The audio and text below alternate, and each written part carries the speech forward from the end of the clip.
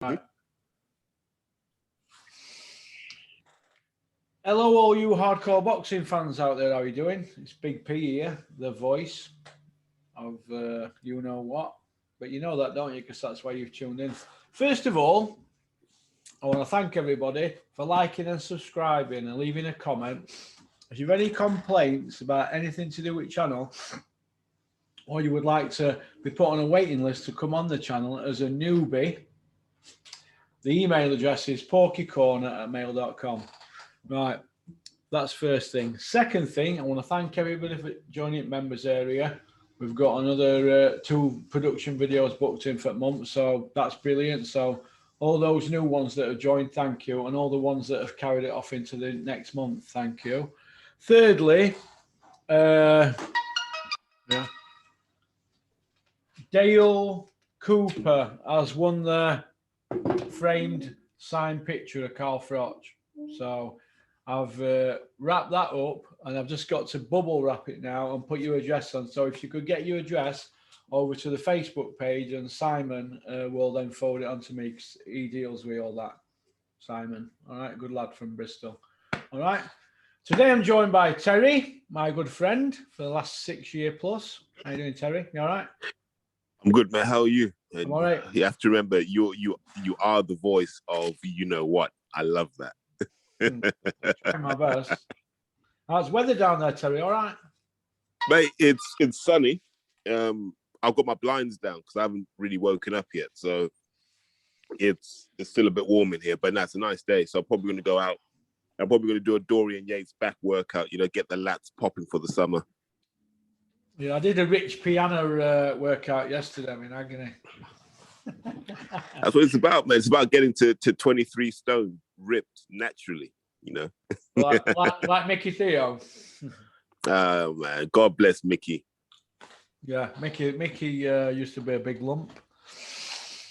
A lot's gone on, Terry, in the sport of boxing that we love and sometimes we don't love. It's a love-hate relationship at the moment, isn't it? I'm just going to go straight in while we've just been talking about getting ripped and things like that. I just want to say, somebody keeps emailing me or contenting, I don't know, I've had something forward to me about CHG or whatever. Can I ask Mickey Theo if he's on out? Look, that's a personal question, mate, and he's my pal. But I did ask the question on 2 separate occasions on the channel. I said, Mick, do you take out now? And it's steroids, you know. He goes, no. I said, but you used to do, didn't you? And he said, yes. So he's admitted taking steroids in the past. He's 58-year-old and he doesn't take out now. So can we move on, mate? All right, there you go. But not even that, Russ. Like, hang on a second, I think I've got to deliver it. Oh, well. Yeah, postman. Yeah, this is... Can you throw it up? Yeah, great start to the video, guys. This is what you tuned in for. This is what your $5 a month gets you. Russell Hartley. Russ getting his Amazon deliveries. Let's see if you got some ginkgo biloba. Have a look what we've got here.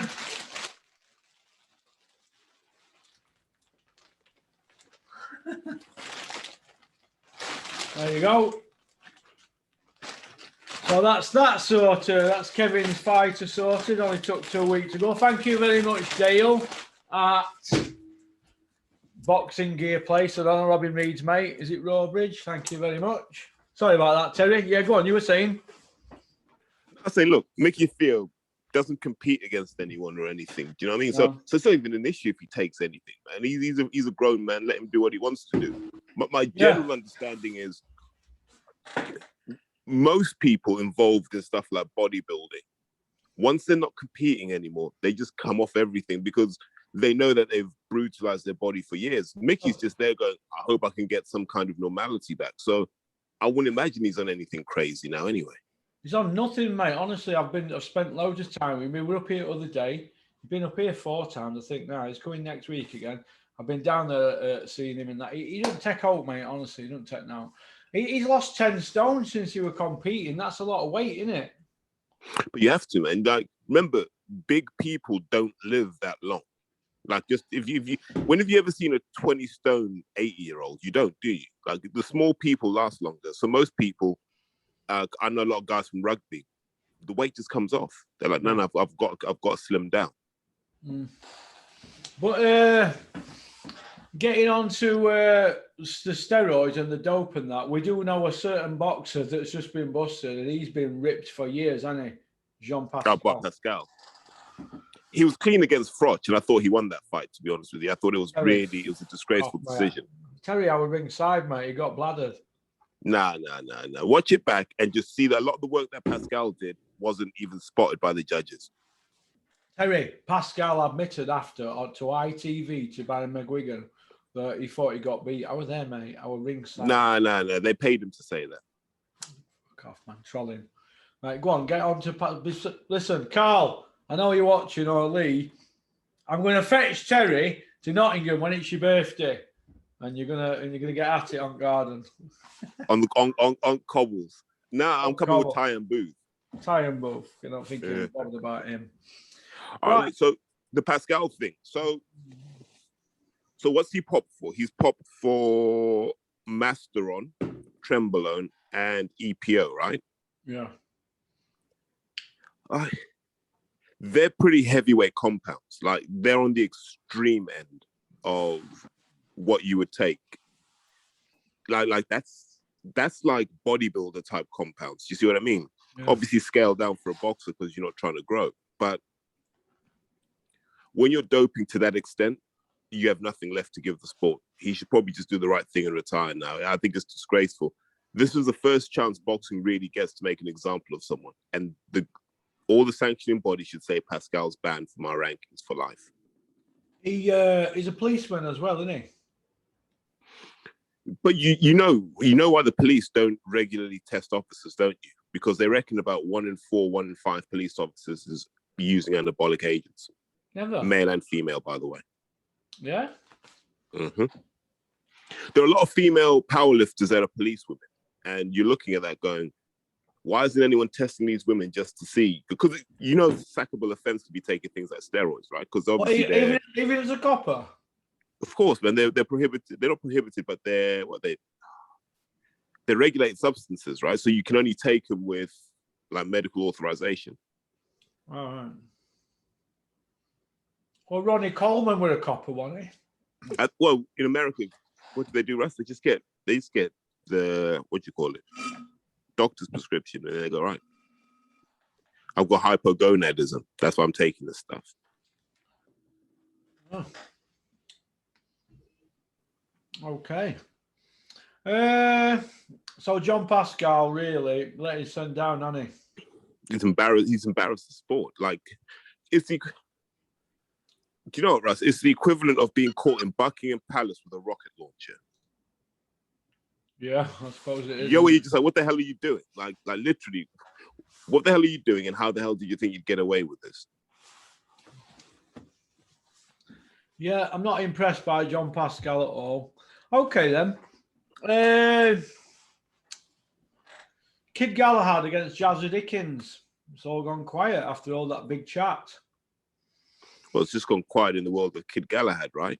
Mm. Interesting that when Hearn did the whole DAZN announcement and everyone got their little DAZN video, I didn't see one for Kid Galahad. I don't. Interesting. Mm. Do you think that... But now that you got Warrington back, do you really need Galahad? Probably not. You've got Yorkshire sewn up with Josh Warrington, providing he beats Lara, which is not guaranteed, by the way. Do you think they might slot Warrington in for a Yazza Dickens fight? If he loses, yeah. Okay. Joseph Parker, Derek Chisora. It's all gone quiet. The rematch, I mean. So what I imagine's happened, Russ, is Hearn's now told us he's not going to be with Sky. And then I think there'll be a few days and then he'll announce the schedule. And he'll tell you, right, we're having these fights in July, then there's fight camp, then it's going to be Chisora Parker. But remember what's going to make it hard for Chisora Parker is for the first fight, they could just make a pay-per-view and the economics were the economics, right? It's like, right, you two will get this much as a guarantee and then whatever the pay-per-view does, right? So that's an easy model to finance. On DAZN, you don't have that. So you're going to have to actually pay Chisora and Parker out of your own pot. Now, before you were making the fans pay for that. Now you're effectively paying. Are they even worth paying? Is the question, right? Mm. Yeah. Where does Derek go though from here? I mean. Oh, sorry. I'll rephrase the question.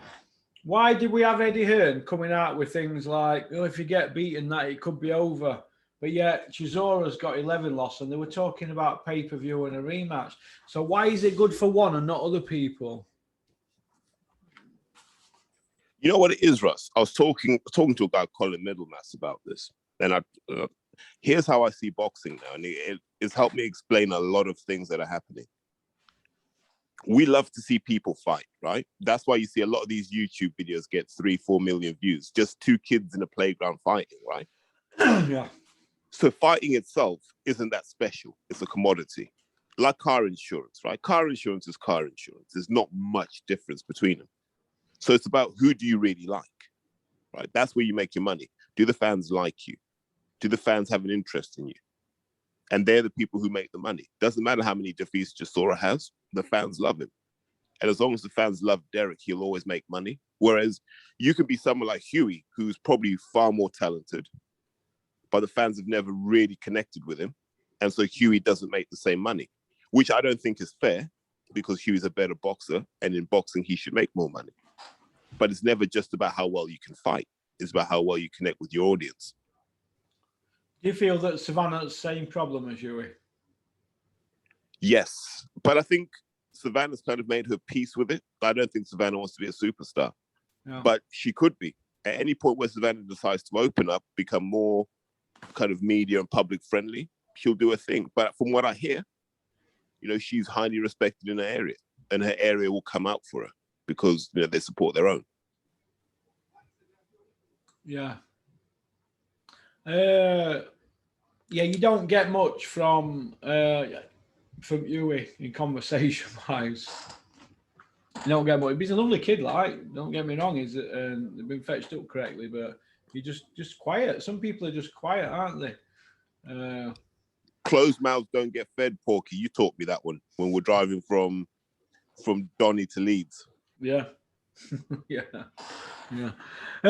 Can Calla Sowland save Sky Sports? With who? If he gets dates, can he put them back on the map? But who's he got that you want to see, Russ? Well, apart from Eubank, he hasn't really got many people, has he? He's got that Ergovic, can he? Yeah, so my argument would be, if he needs Sky to attract people, why wouldn't you give it to Steve Goodwin? Because if he had Sky, he'd attract people. Why wouldn't you give it to Chris Sanagar? If he had Sky, he'd attract people. Why wouldn't you give it to Steve Bendel? If he had Sky, he'd attract people. Give it to David Hay. You could give that Sky franchise to anyone and people would come. So what's Calla Sowland got that people need? I think I said it on my episode, Russ. I was surprised Sky didn't go to Dennis Hobson, be honest with you. Burnt too many bridges, Dennis, though, hasn't he, with him over years? No, but if you really, well, are the same people still there? I don't know. But if you look at it objectively, Russ, right? In terms of promoters who've got pedigree of doing big fights, who've got connections with America, who've got connections with sanctioning bodies and so forth, you got Frank, you got Eddie, you got Hennessy. After those three, because they're tied up, really the next guy up is Dennis, right? Yeah. So I'm surprised that Dennis didn't end up on Sky, even if it was just as a, can you hold the fort down while we figure out what we're doing?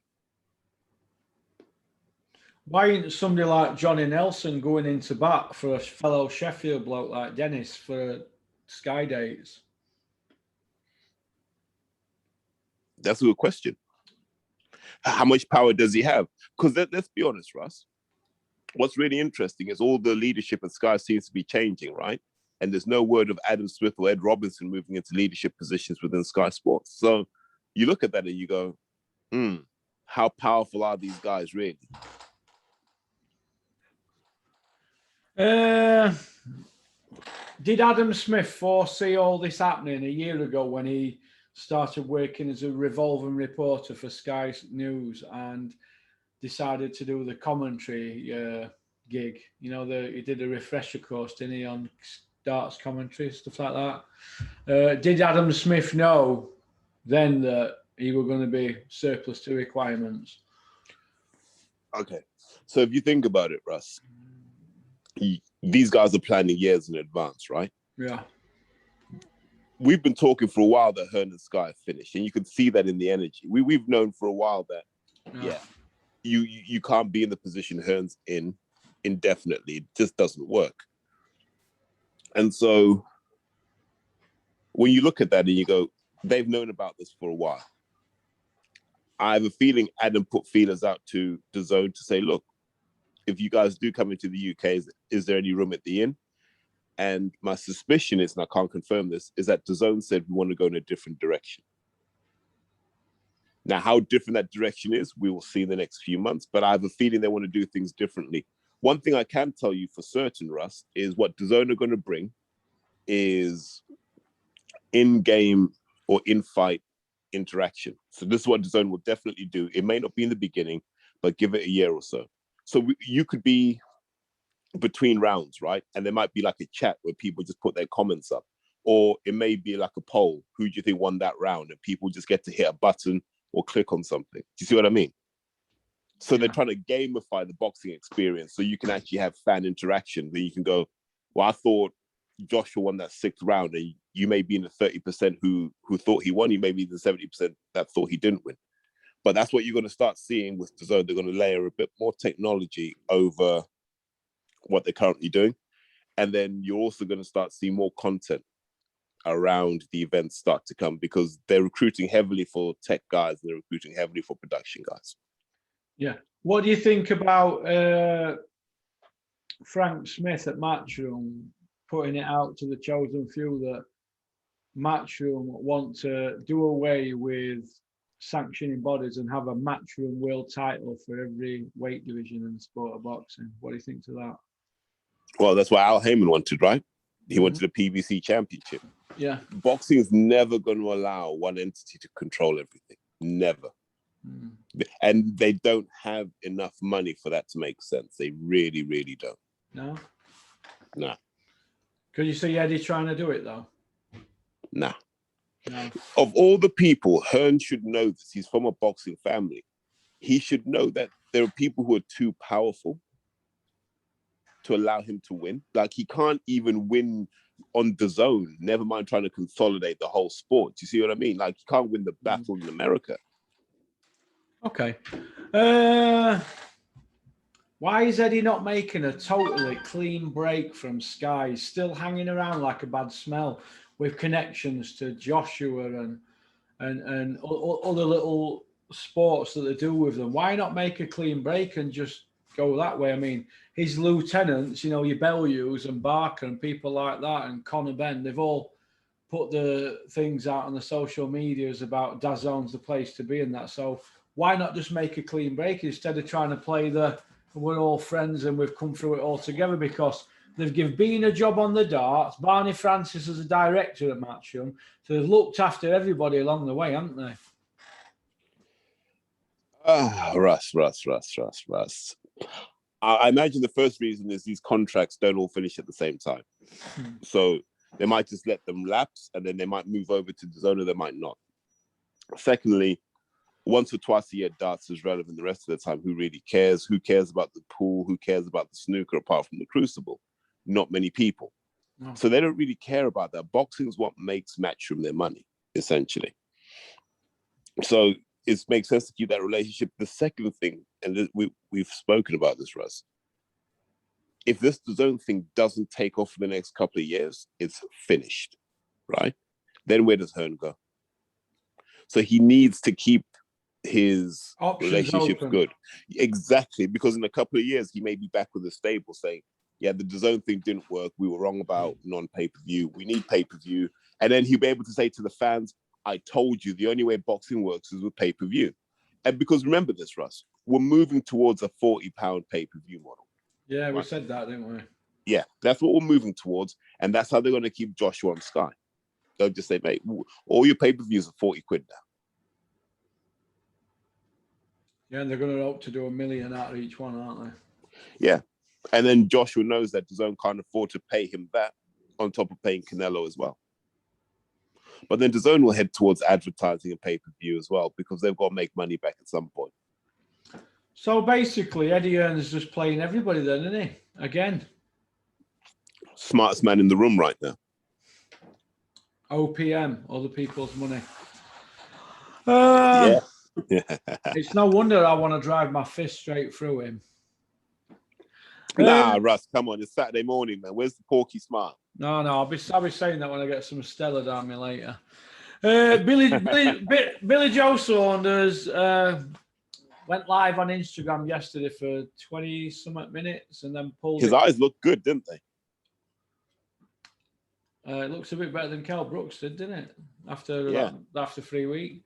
He went live on Instagram and somebody sent me screenshots and people were saying, obviously, that your eyes, you're telling lies and that you're a fraud and this and that. And he closed it down shortly after. So I don't know what to make of it all, but do you feel that Billy's dying to just come out, but he can't deal with the negative comments he's getting? Do you think it's that? Okay, so let's deal with stuff that we can say is true, right? Yeah. After the Canelo fight, they told us Billy was going to have surgery, right? Yeah. There were no visible signs of surgery on Billy Joe Saunders. No. There were no scars. There was nothing around that eye. Or even in the region where you say maybe they got under the skin by his ear to get to his eye. There was nothing to indicate Billy Joe had surgery on that injury. Nothing. Do you think he were told to take that live Instagram down? And do you think he were doing it and while they were driving? And do you think he forgot all about the fact that he said he had an operation and then just shut it down straight away? Because Billy's not bothered about trolls. He just fires back anyway at them, doesn't he? You think he just he lack of concentration? Because once you tell a lie, you got to tell another, aren't you, Billy? Yeah, the lie never stops. So I looked at that and I went, his eyes look pretty good. Not even just for you're supposed to have fractured your eye socket. Even just for you went to hell and back with Canelo, supposedly. I was like, yeah, he looks all right. No visible anything. It genuinely looks like he's all good. And if that's the case, then we've got to start going back and saying what happened in that fight.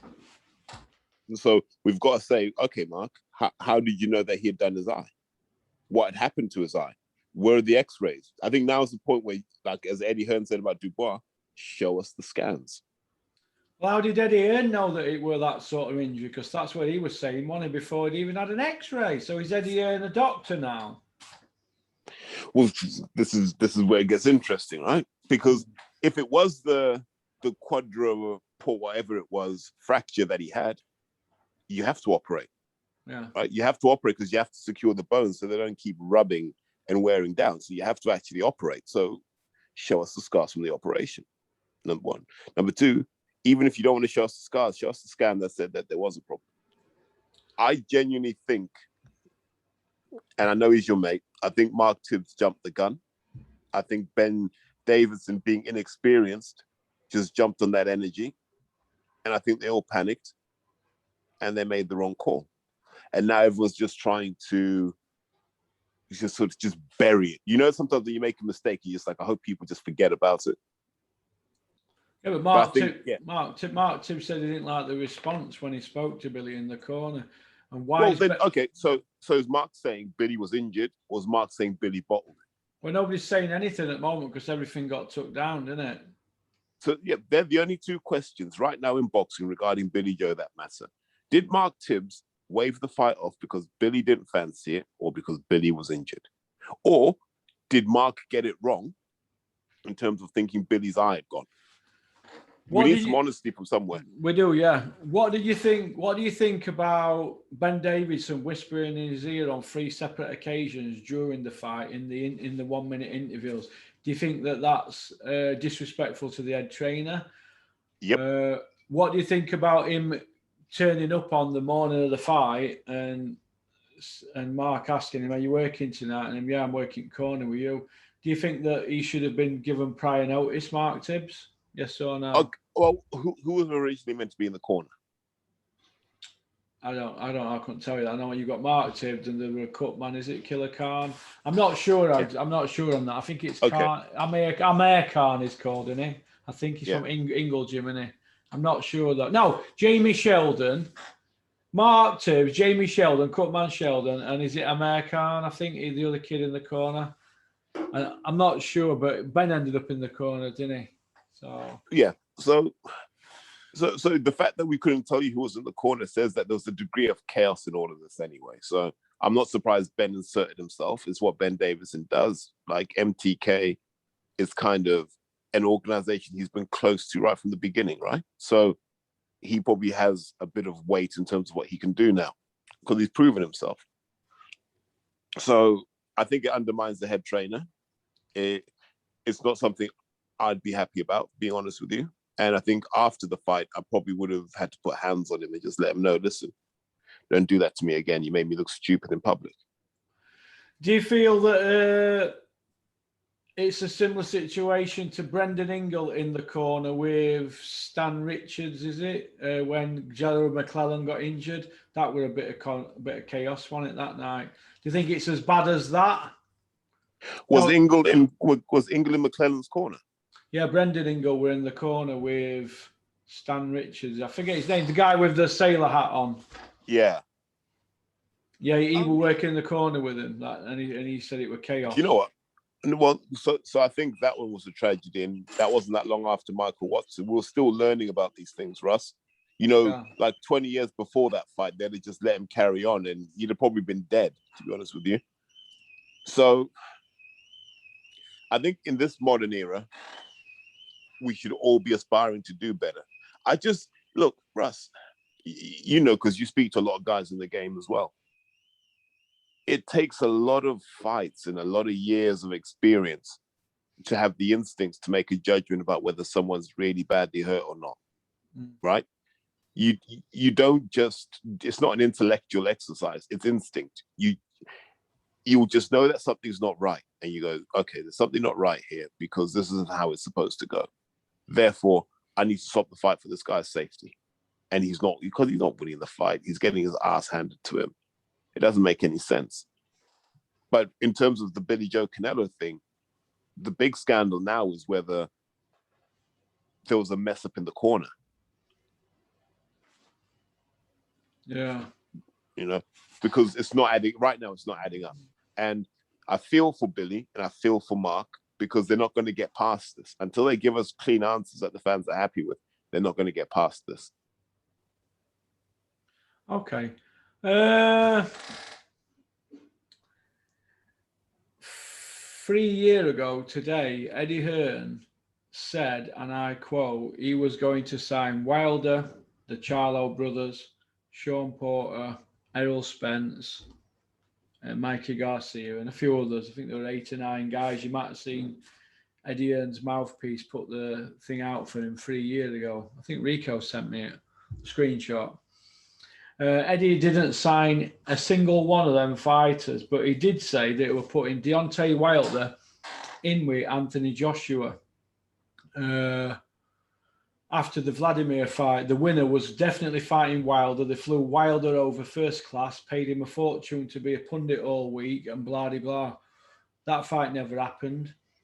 Joshua's been nowhere near Luis Ortiz, and it now looks like they're dragging their heels with a Usyk fight. I personally have been told by 2 world-class trainers that it's looking like they're going to fight Dylan White. Where does this leave the Joshua legacy if he fights Dylan White next and not Usyk? I don't believe there are 2 world-class trainers in this country, Porky. So you've been phoning America again? No, I'm just phoning. Let's have a look. So the Joshua thing. Oh, you want to start off with the Heyman signings? He didn't sign any of them. The guys 3 years ago, he said he had $1 billion war chest and they were going to sign all them. He didn't sign any. Well, no. Do you remember they offered? Remember he emailed Broner. Like, didn't they offer Broner like 7.2 million or something for 3 fights? And then Broner came out and went, "No, what kind of slave contract is this? And why would I even want to fight on an app anyway?" So what he said. Yeah. Well, think about, because Mayweather said this when they asked him about the Canelo fight. And Mayweather said, I mean, like, real boxers fight on Showtime. They don't fight on an app. I was like, that's where boxing still is. Like, you haven't made it unless you're pay-per-view on Showtime, right? I don't care what Hearn says about DAZN. DAZN is only there for money. It's not prestige, right? Wow. It's not. And so he was never going to sign those guys because Al Heyman looks after you. It's not just about the boxing. Al looks after you. When have you ever seen anyone come out and say, Heyman stitched me up? You don't, yeah. No, he looks after you. If you lose, he brings you back. Like, he brings you back quickly. Like, what happens when you lose with Eddie? Ask Anthony Sims Jr., ask Amber Williams, ask Otha Jones III, ask Nkosi Solomon, Ask Martin ask J. Ward. Ben Hall. Mate, Yeah, Martin ask all Ward. of these guys what happens when you lose and Eddie just blocks you because he doesn't need you anymore. Al will bring you back and he'll go, look, here's how you're going to make some money. What do you think about Joshua's legacy, though, if he fights Dylan White next and not Usyk? Where does it leave Joshua? I mean, what has he done since the Vladimir fight? And he were an old man. Porky. You know you want to see the Dillian fight now. You know you want to. No, because part of you, part of you is like, I want to see Dillian ice him. Don't lie. Go look into the camera and tell me. I think Dylan White ices Joshua, but I prefer Usyk to do it first. I like Usyk. But if Usyk loses, you'll say he's a small man anyway. Yeah, I will, because that's what type of guy I am. Oh. Mate. I mean, no matter what the outcome, Porky always wins. Porky's channel. Porky's corner. Controlling narrative like Eddie Hearn. No, what do you think? So I have no issue with Joshua fighting Dillian or fighting Usyk. I kind of put them at the same level. Yeah. So I'm okay with that. Now look at it from Joshua's perspective. Joshua sat there going, Eddie couldn't make the Wilder fight. Eddie couldn't make the Fury fight. He's had 4 years to make those two fights. In those 4 years, those two guys would have fought each other 3 times. 3 times. So let's be realistic about this. So what we now know is Bob Arum is willing to do a deal with anyone on his stable. Al Heyman is willing to do a deal with anyone on his stable. So we now have to come to the conclusion that the problem has always been Hearn. Yeah. All non-Hearn fights seem to get made, right? They do. Yeah. All non-Hearn fights seem to get made. And then it's when it comes to Eddie Hearn that things become complicated. Do you think he's rubbed everybody up wrong way, do you think, Terry? Yeah, he the thing about business, Russ, is, and I don't care what kind of business it is, do you know what I mean? It can be, go on, get that chain out. Sorry. So no matter what it is, Russ, right? It can be the corporate game. It can be the drug game, right? You make far more money being friendly than you do being hostile. Mm-hmm. It doesn't matter. You last longer in the game being nice than you do being a dick. It's just that simple. And I think all these guys like Heyman and Bob Arum have learned this over the years. Yeah, you have to be nice behind the scenes, if nothing else, right? Like, it's like for me, for example, if I'm going to do a podcast about something and I know it's going to affect a boxer, I'll let them know in advance. I say, listen, mate, I have to talk about this, right? I can't not talk about this. And then at least I've shown my respect that way, right? Whereas, like, Hearn would just go out there and say stuff. Like, he hasn't coordinated it with Bob or with Frank. He just goes out and says stuff. And that was, remember this, Russ, that was cool when he was the upstart. That was cool when he only had, like, Kell Brook, Bellew, and Froch and so forth. Yeah. It was all right when you were, like, the guy that the fans wanted to see overturn the establishment. But once you become the establishment, you got to be a diplomat. No. You can't be raging and causing trouble and stuff because people have long memories. Yeah. But look, for example, Russ, when Porky's Corner gets to 1 million subscribers, you're going to remember the people who did the videos when you needed them to, and you're going to remember the people that didn't. Yeah. Oh yeah, I remember. I've got a list here of people, and to be fair, I prefer it when they ring me up and they go, "Look, I want to do," but you know my situation, and I prefer that rather than them just say, yeah, I'm going to come on and then not, and then just keep moving date. I prefer, do you know what I mean? Many have I ducked? How many episodes have I ducked? 20, 25. It's more 30, but yeah. Yeah, okay, 30. Yeah, okay. Yeah. Well, I like people that are genuine, don't I? I mean, there's people that want to come on here and they want to speak to me on telephone and that, but I'm a bit controversial, aren't I? I mean, Asif Valley, what you were speaking there, Asif rung me up and he said, you know, because obviously, you know what I'm like at Dennis's shows, border control, they don't. Yeah, they run from you. They run from me. I go, hey, I want to word with you about pensions for fighters and brain scans. Because obviously I used to be coked out my head, didn't I? And I always used to think, come on, let's have a bit of fun here with border control. And they'd be like, oh God, it's pokey time. And he'd say, oh, you can't go around doing that and that. You're going to cause problems. And oh, God, Dennis used to get into so much trouble because of me. But I just feel like I'm all for the fighters and I want changes in the sport. And if you've got to beat the door down, you've got to do it. Look at Frank Warren. He helped him get big changes years ago. Didn't he even put money up to help board, didn't he? So he will always have my respect for that. And I've dug him out loads of times. But you've got to look at it like Frank Warren really he's got boxing inside him, hasn't he? I don't see same thing with Eddie. I think he's more about money, isn't he? My thing with Eddie was, I think when Eddie came into boxing, he looked at it, and it was probably still the sport that his dad recognized. And he said, there are a few things I can do to change the sport. And I think he did those things, but he hasn't done anything new since. Do you see what I mean? He hasn't moved it forward in the last 5 years.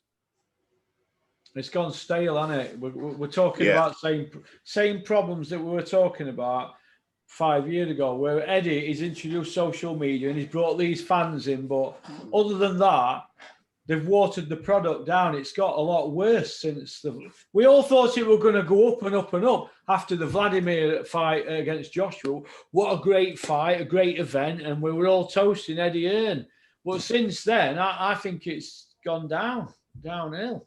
I don't know. I mean, I might be wrong, but remember what I said at the time, Porky? I said that year scared boxing because so many great fights happened for free. Mm-hmm. That 1 year where you had Joshua, remember, it was literally a sequence of like Joshua Klitschko, Hay Bellew, Brooks Spence, Frampton versus Santa Cruz. Bam. All in a row. Yeah. And we thought, wow, this is never, because it never happened before like that, where you just had all of these events just happen. I know. And then everyone got scared and went, Jesus, like we can't keep giving away content like this, man. We're giving them everything now. What we're going to have left in 3 or 4 years, and then everyone slowed down after that. Yeah, they started watering it down. We went from having Froch Boutte on non-pay-per-view to what has been serving up now on non-pay. Shannon Courtney against Rachel Ball. I mean, do you know what I mean? I don't know. I'd prefer to watch Rachel Ball than Froch sometimes. Would you? Well, you would, because you're a Froch hater, aren't you? No, I'm not, man. Like Rachel Ball's got a better jab than Carl. You are? Rachel Ball's got a better jab than Carl. Holds her hands up properly. I know. Rachel Ball ain't got 25 million now, has she, in bank? Well, no. So wait, Russ. So why aren't you doing an episode about that? Rachel Ball, a boxer with a better defense than Froch, better chin, better fundamentals, and she hasn't got his money. That's the injustice right there. I'm not keen on Rachel Ball. Do you know why? If people miss an appointment with her, she gives them a black mark, and next time they turn up for a probation appointment, she has them locked up. So as far as I'm concerned, she's not my cup of tea. I thought she worked in a care home. I thought she was a probation officer, isn't she, or something? Nah, she works in a care home, mate. She, all right. I thought she was probation. Or is that parole? What is it? Virgil Hunter, he's probation officer, isn't he, or parole officer? Your man Virgil. Oh man, the man who didn't even have a camp to beat Froch. Like they just showed up on the day. Didn't even have a camp. Listen, mate, what has he ever done in boxing after Andre Ward? Don't know. Same as McCracken, I guess. Nothing. Probably right, yeah. McCracken hadn't done. Oh no, McCracken's had Joshua and Froch, hasn't he? Yeah, come on, man. He didn't do Virgil, anything with those guys. Virgil Hunter's not had anybody else except Froch, has he? Except, sorry, Ward. See, even you know that Froch needed Virgil Hunter in his career. Yeah, it's an admission, Porky. Right, we're going to finish off on your beef with Enzo Big Mac Arenelli, your man in the dam. What's happened, Terry? What's happened? So let me, I'm not going to perpetuate the negativity because we have to evolve past that. Basically, there we go. That's what we needed. It's the B-O-double-G. Go on then. Yeah, man. You're out there looking like Pork the Hitman Hart. So we start off having a conversation about boxers and selling tickets. Now he's crying because he thinks it's unfair that, boxers have to sell tickets, which is like, well, duh.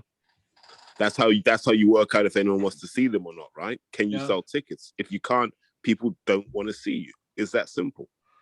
So we have that conversation. And I have no idea who got in his ear. Maybe it was Danny Connor, maybe it was Sonny Edwards. That's what their lives are about, right? Their lives are about just spreading negativity. So then Macronelli changes his tone and starts trying to dig me out. The offensive thing he said was, yeah, I just called up Fitzroy Lodge and no one knows you. And it's a bit like, yeah, okay.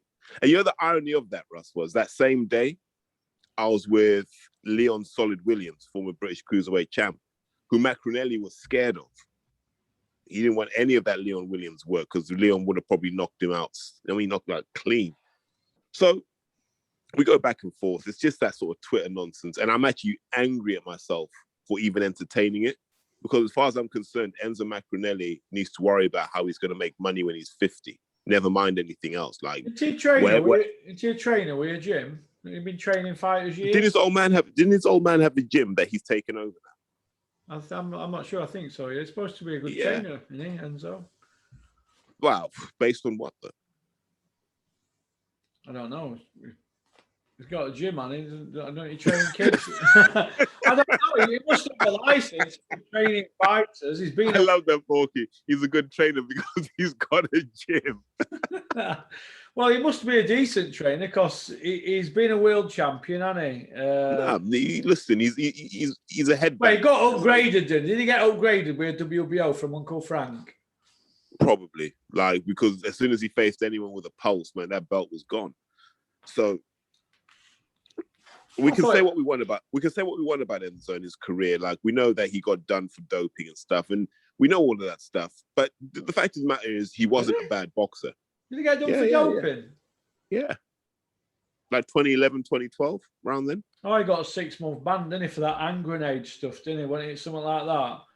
I don't even know what it was. That grenade, is it that grenade stuff you buy over at counter? Well, you get everything over at counter, don't you, I suppose? Well, Porky does anyway, on consignment. Sailor return. Well, when I've done it in, I just say it was shit, mate. I'm not paying for it. We're shite. Then they'd be like, Russ, can you send it back there? You'd be like, no. I've done it in, mate. It was shite. Get your send gone. Yeah, so anyway, we're going back and forth. I'm looking at Enzo and I'm thinking, at one point you were a world champion and you're here trolling someone who just does a podcast and a few videos with his mate. You're and I just felt sorry for him. I was like, imagine that. You're a world champion. You're in the arse end of Wales now. And by the time you're 50, you'd have spent all your boxing money and you're probably gonna have to sign on at some point. And then I just couldn't even be angry at him at that point. And I just said, you know what? I can only pray for Enzo, man, and just hope that he finds peace in life. Because it's sad that he tried to champion himself as this leader for mental health and, anxiety and all these sorts of things that men go through. And so he's now online perpetuating those sorts of energies. Do you see what I mean? Because there are people who are really going through mental health problems. And I'm sure there are people listening now who are struggling.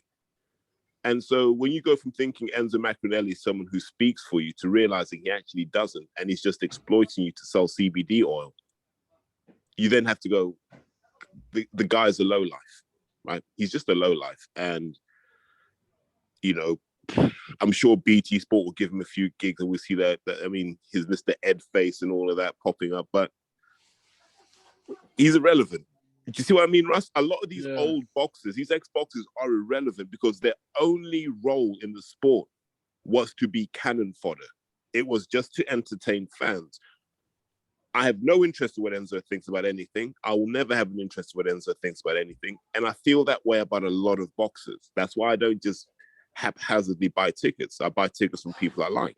Yeah. That's all. And that's a lesson for anyone about boxing. Do not buy tickets from people you don't like. That's how we get the right people in the sport. Okay then. Well, listen. Did you see the Dennis show yesterday, the Porks? Are you going to watch the one today? No, I haven't seen it. Should we go up to Sheffield and watch? There's one on tonight, isn't there? Should we go? I know Bradley Skeet, 28-3, former world number 1, fought Dale Arrowsmith, 2-41. So who sanctioned that? That's who sanctioned that? Now let's go up there, man. Let's go and watch young Harry Mullins. I like Harry Mullins actually. I get along with his old man Sam as well, and I wish him all the best tonight on his debut. Billy Rumble Jr. James Hawley fights tonight 6-0 against the guy a weight division above him who's 0-11, Scott Williams. Yeah, but remember James is coming back because they excluded him. Remember when he made the homophobic remarks he made, and then MTK had to cut their ties with him. So he's rebuilding, and the Rumbles have taken a bit of a gamble on this one, I guess. And this is a chance for Billy to prove he can train. And it's always good to see Charlie Senior in boxing. He is the best dressed man in boxing, by the way. Charlie Rumble Senior, class act of a man. Okay. You'd like him, Russ. Like he's old school. Like he's from that sort of like Richardson's era. Oh, brilliant. That's good, isn't it? Yeah, you look at Russ. All right. No. So look, let's go up there, Russ. No, I'm busy tonight, mate. I've got something lined up. Oh, what are you doing, Russ? What are you doing tonight? I've got something lined up. I'm going to see, do you remember him? Matt the Casual who came on. Yeah. Channel and did no but Big Eddie Hearn up. Yeah. I'm going to see him in about 2 hours. I'm going to go see him for a pint. For a few Stellas. That's what we'll be drinking in Sprotborough. We're going to have a few drinks in Sprotborough outside Newton pub, sat on bench. Me and Matt the Casual. There you go, Porky. See, this channel's doing wonders for you. Yeah. But I'm hoping you get your Fight Zone subscription sorted, though. Do you know what I'm going to do to him? When I get sat in his Audi, he's got this 4-litre turbo Audi brand new. Which one? A6 or A8? I don't know. It's like coupe thing, but it's got doors on it. You know, like you get a BMW Grand Coupe that's 4 doors. I think this is like... Is that the S7? I think his is a coupe, though, a 3-door. It might be a 7 or a 6. I don't know. It's a coupe anyway. I like coupes. I'm going to get in it, and if I've got keys and he's there with his drink, yeah, you can sit in it, Porky. Do you know what I'm going to do? I'm going to go... I'm going to donut it out at car park and burn off just for laugh. Because that's what I do. I'm good at that. And do you know what? When you come back, they're always really nice to you. Oh, Porky. I'm going to do that. Burn off in it. I did that. Mate had a Continental GT, and we're all at a wedding, right? And when people are at a wedding at a country house, they get comfortable, don't they? Left the keys in the car. I was like, nah, you ain't doing that around me, mate. Gone. And then I suddenly realized that I was in over my head with a 6.75 litre engine, Russ. You know when you just sort of touch the throttle, I'm like, yeah, I might crash this one. Well, do you remember when Vinnie Jones played for Sheffield United? You might not remember this years ago. This is a true story. Well, Kevin told me this because he's very good mates. His brother, Dave, works with Billy Whitehurst. Billy Whitehurst works at Rose Hill Cemetery in Doncaster. You know where people because he used to be centre forward, right? Yeah, he played for Newcastle, Old, I think Frickley. Anyway, to cut a long story short, well, Kevin and his brothers played with him during some time in the career as well. When Vinnie Jones went to Sheffield United, he was strutting about thinking he was made man, you know, in dressing room and giving that aura off that I'm the alpha male.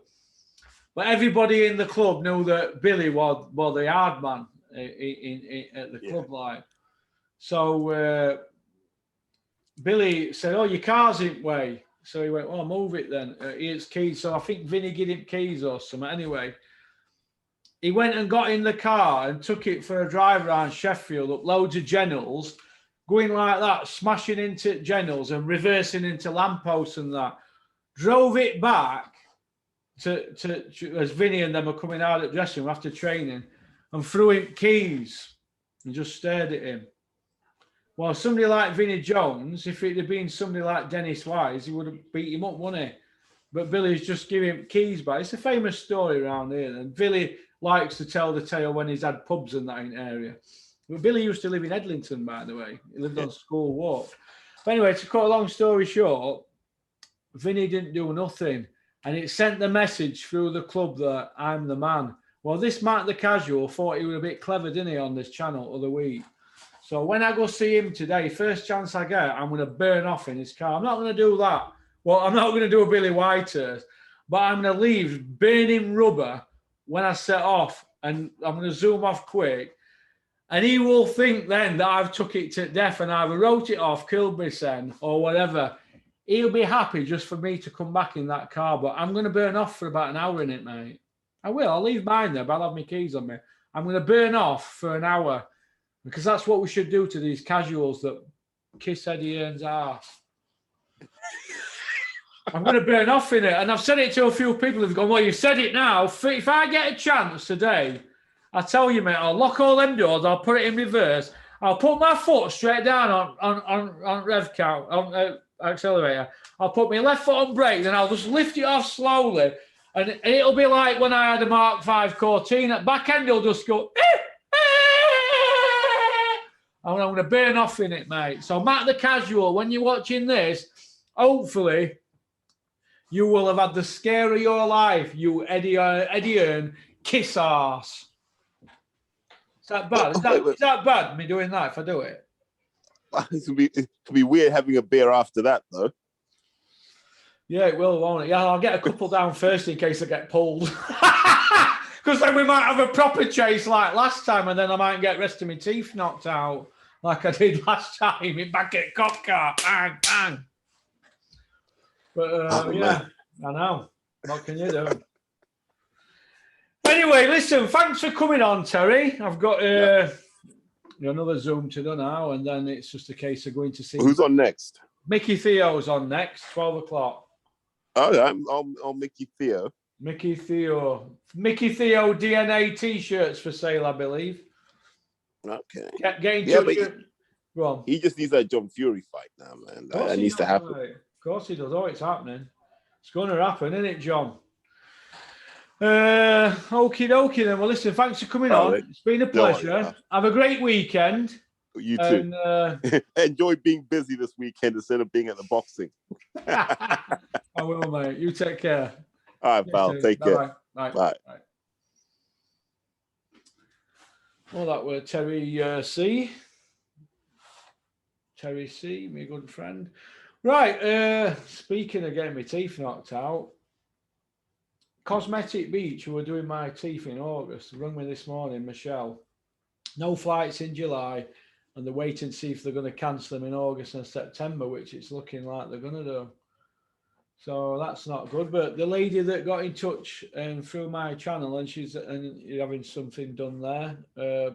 Thank you. Made me look good. So it's nice to do local people favours who are living in Turkey. Anatolia, is it? I think for the area.